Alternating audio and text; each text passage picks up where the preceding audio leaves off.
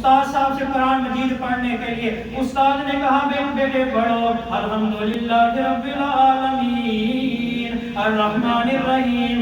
آپ نے فرمایا استاد صاحب مجھے سورت آتی ہے۔ استاد نے کہا چل بچے الف لام میم پڑھ لے ذالک الکتاب البقرہ شروع کر لے۔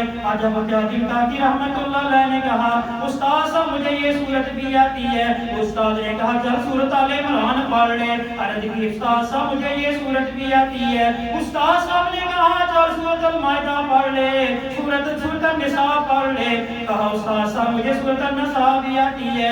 استاد صاحب نے کہا تجھے کتنے پارے آتے ہیں؟ حضرت بختیار الدین کاکی رحمت اللہ علیہ نے قطب الدین بختیار کاکی رحمت اللہ علیہ نے جواب دیا استاد صاحب مجھے 14 پارے زبانی آتے ہیں، مجھے 14 پارے زبانی آتے ہیں۔ استاد صاحب نے کہا مولوی صاحب نے کہا میرے بیٹے جہاں تو جس مدرسے میں 14 پارے پڑھ کر آیا ہے، جس مدرسے میں تو نے 14 پارے حفظ کیے، باقی 16 پارے بھی تو ادھر ہی حفظ کر لیتا، اس مدرسے میں پڑھ لیتا۔